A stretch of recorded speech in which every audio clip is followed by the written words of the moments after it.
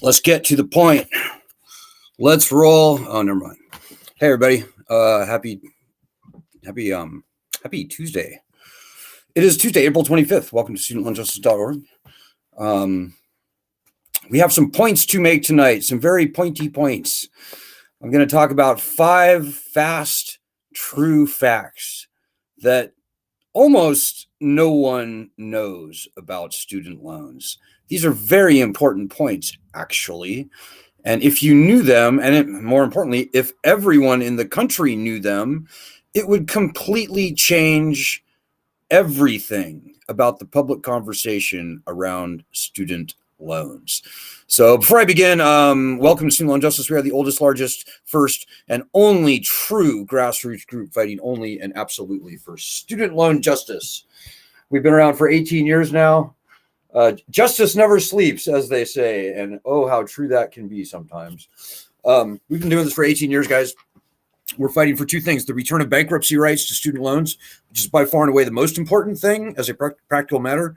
We're also fighting for the cancellation of all federally owned student loans by executive order. Very important nuance there. The president can cancel loans by executive order without needing congressional approval, appropriation, without adding any money to the national debt, and without needing even a dime from the federal treasury. The second thing is what everybody kind of understands.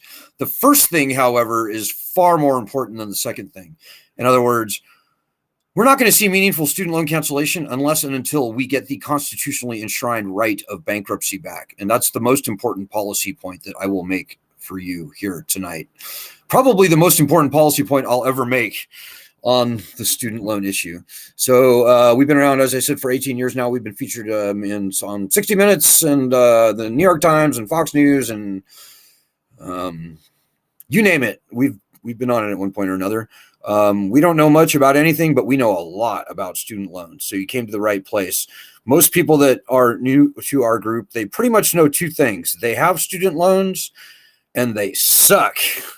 And who could blame you for not knowing more than that? I mean, student loans are stupid. There's no good reason that student loans should have become a huge problem in this country. If people would have just listened to us like 18 years ago, this problem would have been solved. It would not even be a blip on the radar. But here we are. We are the unfortunate firsthand witnesses to the devolution, the demise of the largest federal lending scam, and it is a scam, make no mistake, it's a scam. It's an unconstitutional scam in U.S. history. That's true. So if you're watching this on Twitter or Facebook, if you have any questions or comments, throw them out. I'm very happy to respond to them in situ. A couple of quick announcements. Number one, we are meeting with legislators all week this week, and all week next week, and all week the week after that, all week, every week, until we meet with, ideally, every member of both the Senate and the House. That's 535 people. So I think we're up to around 17, 18 or so this year. That's not nearly enough, guys.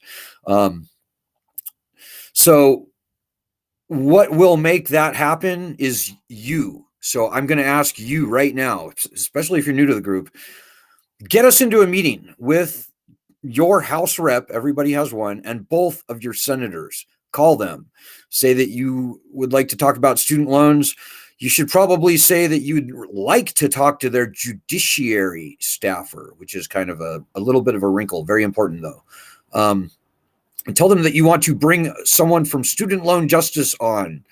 And you can give them my contact info if you want. Alan at studentloanjustice.org, ALAN at studentloanjustice.org. Phone number 202-594-1120. So, yeah, we've met with getting on towards 20 guys. We're going to be meeting with 2 more later on this week, maybe 3, maybe even 4. This is how this battle is won, guys. We've been doing this for many, many years now. And I can tell you, this is a working fighting group. No other group out there anywhere is going to solve this problem for us. We're just a collection of regular people. And so this is not a group for your entertainment. This is a working, fighting group. And if you want to be in this group, you got to be helping us fight, because after all, these are your loans. This is your livelihood at stake. This is your problem. So we've had great success, particularly over the past 3 years. It was this group that originated the idea of canceling student loans by executive order. Lo and behold, we now have a sitting president having announced a student loan cancellation by executive order. It sucks, but at least that all started here on this group, and that's true. We have 1.4 million members now, by the way, across all our different platforms. But that's meaningless. That's just numbers on a page. The only way that's meaningful is when all of those 1.4 million people help us fight. This all starts with you. So get us into a meeting with both of your senators and your House rep. Like, make it your goal to get us into a meeting with those 3 people, or their judiciary staffers would be even better or best. Let's say over the next 2 months. I'd like to get all these meetings, and we're very good at this, guys. We can do all the talking. You don't even have to say a word if you don't want. We will happily do all the talking. This is what we do. We're good at it. We can answer all the tough questions, etc. So if you set them up, we'll knock them down. Next announcement: if you could please donate. Please do it, dudes. We are a truly grassroots group. We're just normal people. We don't have a 501c3 nonprofit. We don't have any business structure. None of that. That's all nonsense, guys.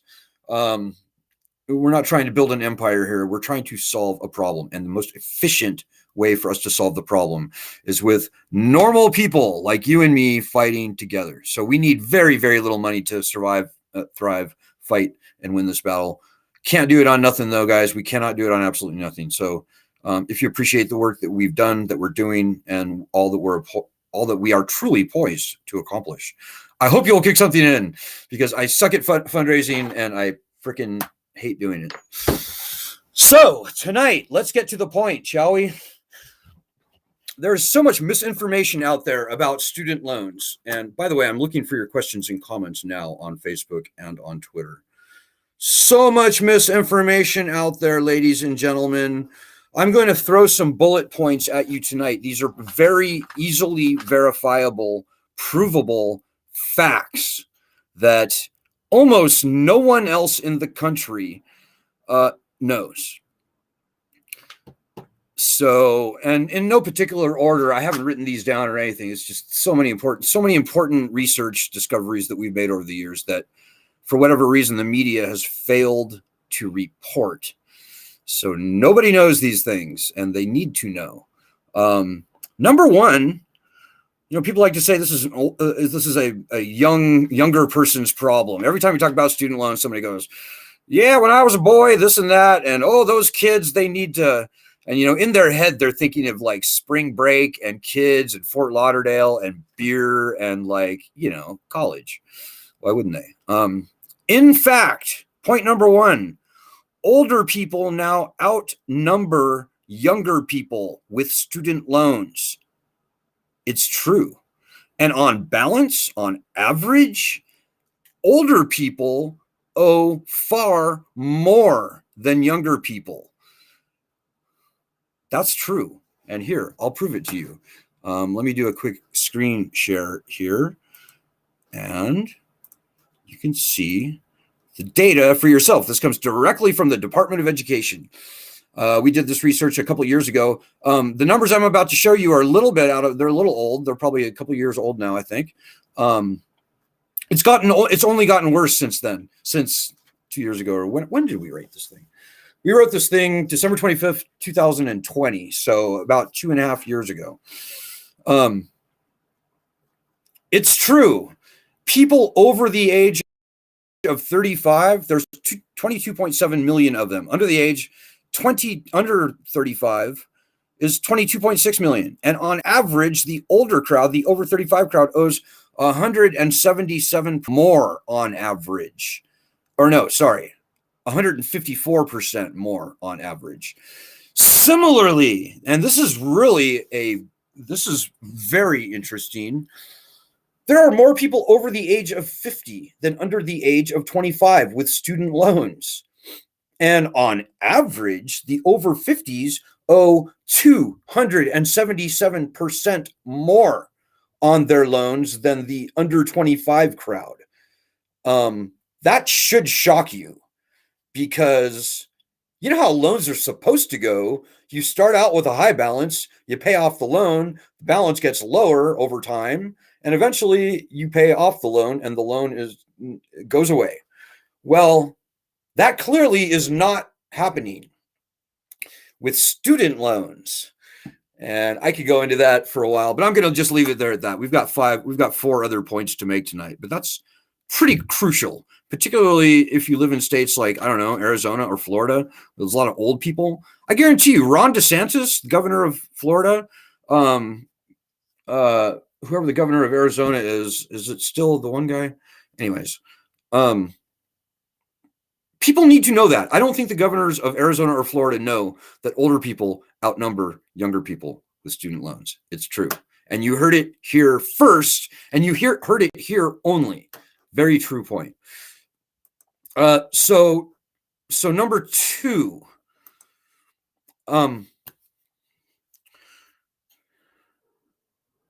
second point. When federal student loans were first rolled out in 1965, they were originally intended to be free of interest. They were supposed to be zero interest loans. And there's a quote from LBJ. I'm not going to go through all the trouble of trotting this out for you. Let me just kill my screen share. But yes, indeed, there's a quote from Lyndon Baines Johnson. When he signed the Higher Education Act in 1965, he said, "And we can do loans free of interest," he said. Today, over $100 billion a year in interest alone clicks off on the backs of us borrowers, you and me, and 1 out of 5 of all U.S. adults who have student loans. Which brings me to my third point, my third true fact that few people realize. 1 in 5 of all U.S. adults have student loans. That's 20% of all adults in this country. If you go to a bar with 20 people, 4 of those people are going to have student loans. But here's the clincher. 85, so this is kind of two facts in one. 85% of all federal student loan borrowers were never going to be able to repay their loans. And this was true even before the pandemic. It's true. 1 out of 5 of all U.S. adults have student loans, and 85% of those people were underwater, never going to be able to repay their student loans even before the pandemic. That's true. That's a true fact. So if, the next time you're at a cocktail party and you want to impress people, subject of student loans come up, well, here you will be the expert in the room. You'll be the smartest guy in that room. I'm kidding. Who talks about student loans at cocktail parties? No one. But it's true. Very important that you know that. Another huge point of misinformation out there in the zeitgeist, when we talk about canceling student loans, everybody and their brother goes, "Oh, who's going to pay for that? The taxpayers. Why should the taxpayers have to pay for your college, et cetera, et cetera, et cetera?" Well, here's true fact number 3, I believe, right?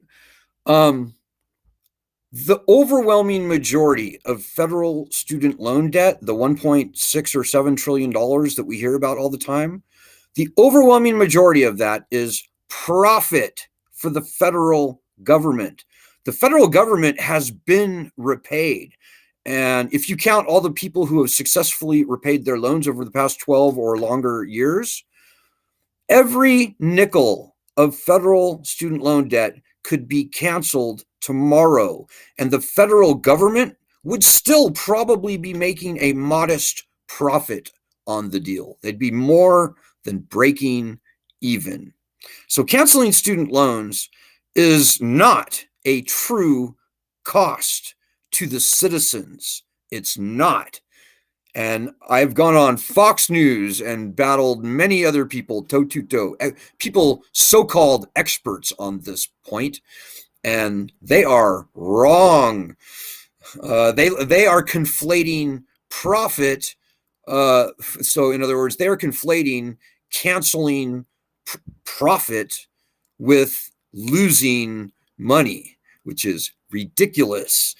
If you loan a guy $100 and he says he's going to pay you back $200 and he only pays you back $150, you didn't just lose $50. You just gained $50. You made a profit. And everyone knows that, apparently, except for the accountants in Washington, D.C.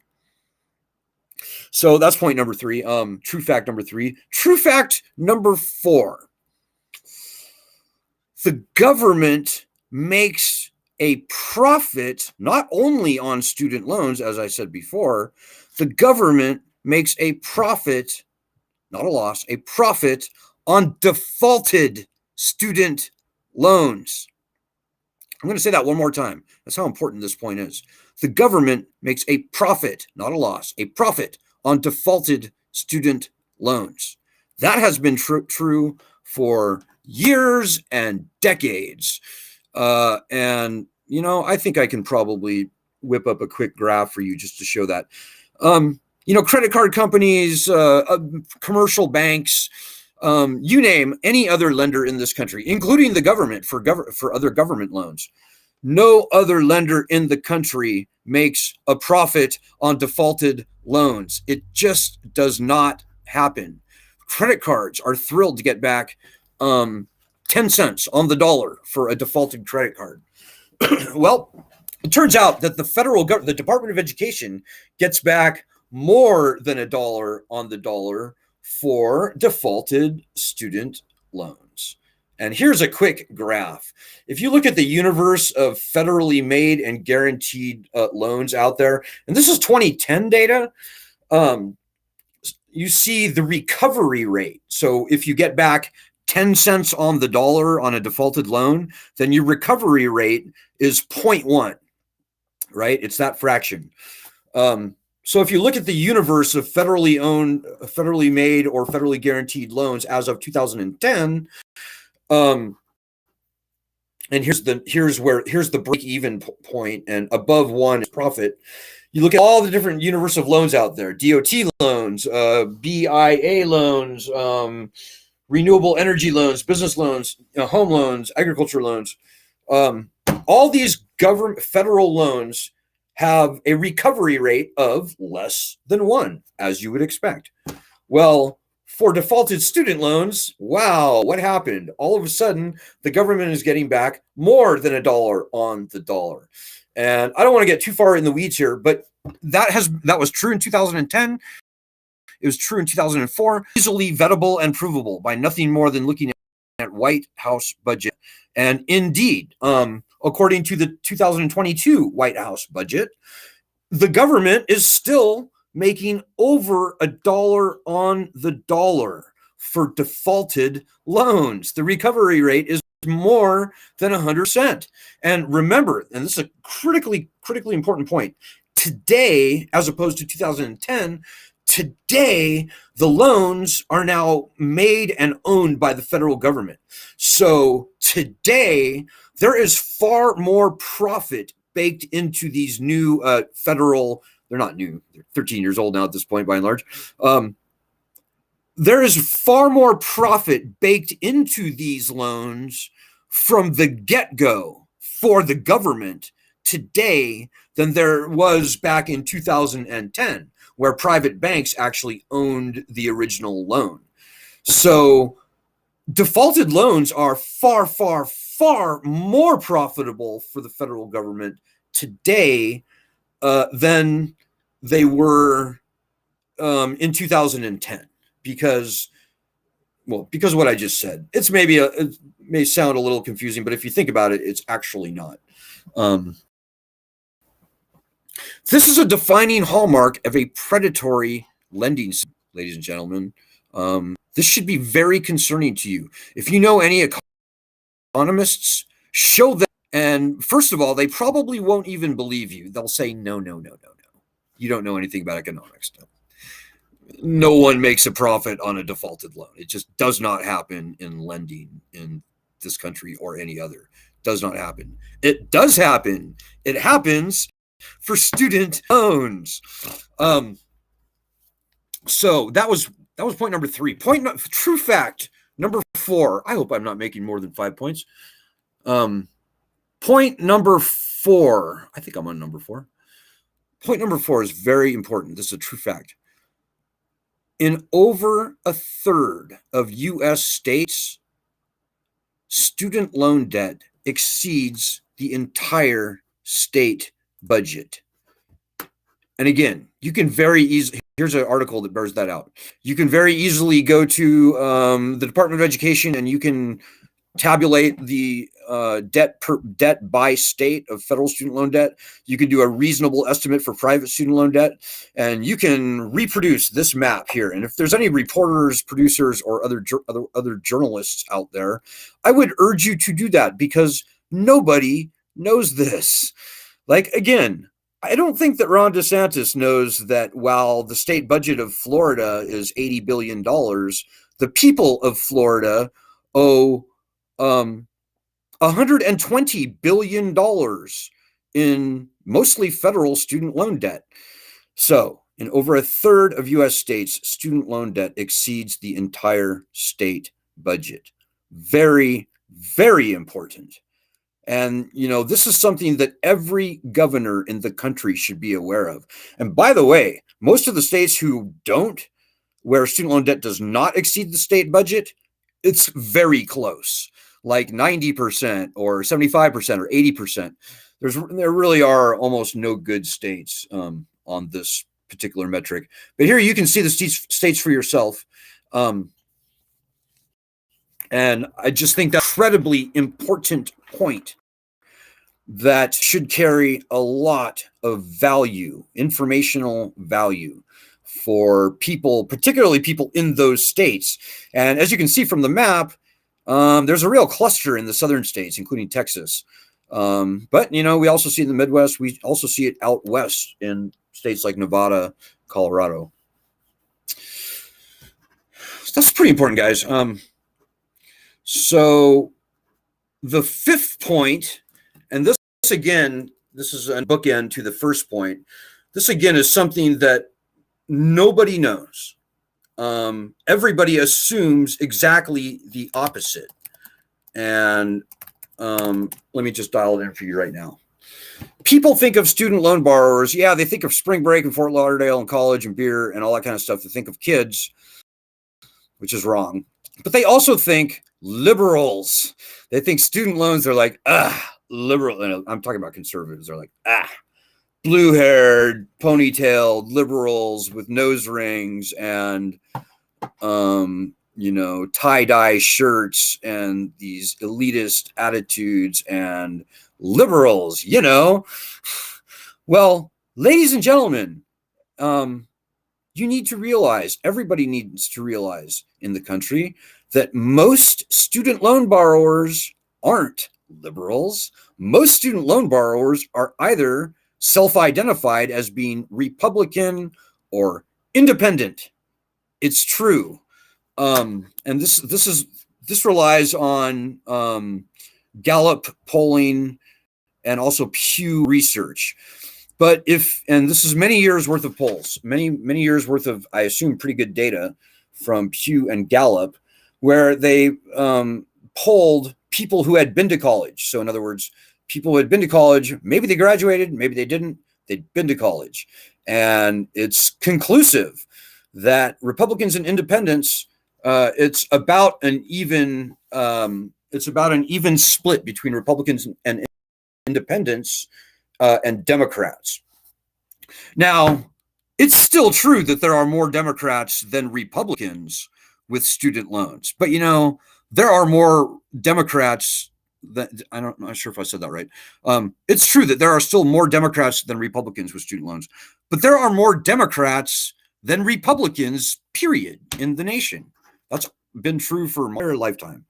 And I think that as a country, we've probably edged a little bit more because that Pew Research was done in 2014. After all, Donald Trump got elected in 2016. So I think it's pretty fair bet that we may have inched over a little more to the conservative column for people who have been to college. And so people need to know that this is not a liberal blue-haired snowflake issue. And I can see it firsthand in our group. I'd say there's a roughly even split between Democrats and Republicans and independents. So these are all points, ladies and gentlemen, that everybody needs to be aware of. And really, I wish everybody would be copying and pasting these articles that I just showed you. And you can very easily find these true facts and actually many, many more very true facts. I could have done like 15 or 20 true facts about student loans that nobody knows. And if you just browse the headlines of our articles, you can see them for yourself. It's very important, this stuff, guys. We're the oldest, the largest, and I would say strongest, most effective group in the nation fighting for student borrowers. But guys, it's not like we can call, and we've been featured on 60 Minutes. We've been in the New York Times. But guys, I'm telling you, the media has gotten really bad. The media has gotten terrible on the student loan issue over the years. So it's not like we can just publish our stuff and all the news people all of a sudden report it. That used to be actually pretty much true, believe it or not, back in 2006, 7, and 8. But after the financial crisis, things went sideways with the media.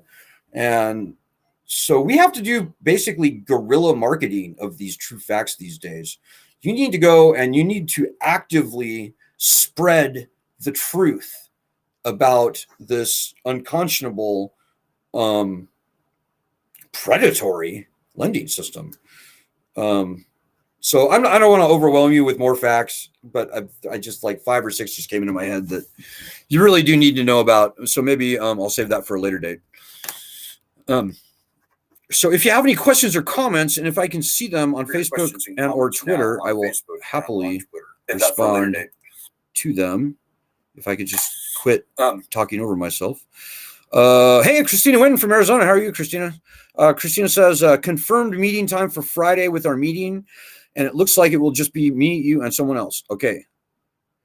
I will check my email, Christina. Thank you. Yes. Thank you, Christina. We need to meet with legislators. The thing I said at the very top of this broadcast. Very important, guys. And thank you, Christina. Oh, Katie Hobbs. So Doug Ducey is out in Arizona. Okay, that's good to know. Katie Hobbs, the new governor in Arizona. That's right. You guys had a big brouhaha with the governor's race. Hey, Joanna Kearns is with us. Joanna got us into a meeting just this afternoon with a key legislator. I'm not going to say who. We don't like to tell people who we meet with online and stuff like that. But thank you, Joanna, for doing that. This is what it takes, guys. This is what it takes to solve this problem. I can't solve this problem on my own. Joanna can't solve this problem on her own.